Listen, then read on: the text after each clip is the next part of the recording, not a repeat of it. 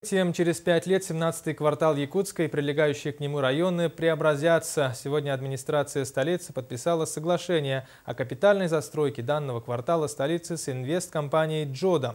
Согласно документу, один из самых проблемных районов столицы, 17-й квартал, а также 2-й и 4-й превратятся в полноценные спальные районы.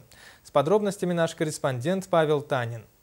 17-й квартал Якутска, наверное, самый проблемный из всех. Условия, в котором тут живут люди, едва ли можно назвать удовлетворительными. Плохая инфраструктура, старые деревянные дома, проблемы с ЖКХ – это все о нем.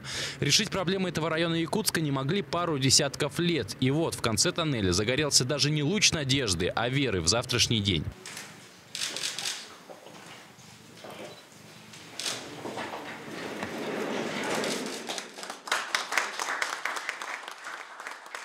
Этот момент по праву уже можно считать историческим для столицы – подписание соглашения между администрацией города и китайской компанией «Джода». Отсюда начнется отсчет времени до полного преображения 2-го, 4-го и 17-го кварталов Якутска.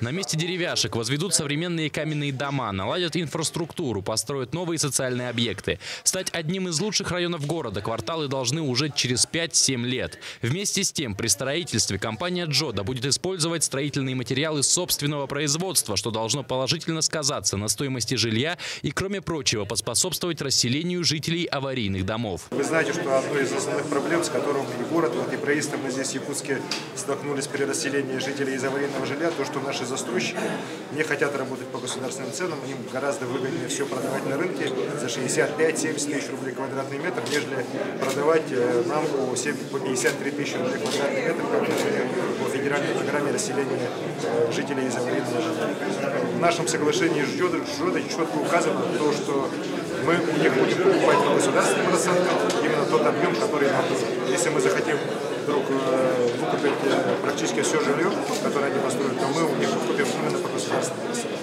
По поводу расценок на приобретение жилья в частном порядке представители компании заверили, что постараются сделать все возможное, чтобы цена за квадратный метр была ниже устоявшейся рыночной цены в Якутске.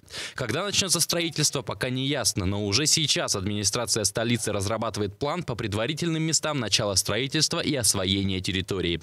Павел Танин, Александр Жуков, НВК «Саха», Якутск.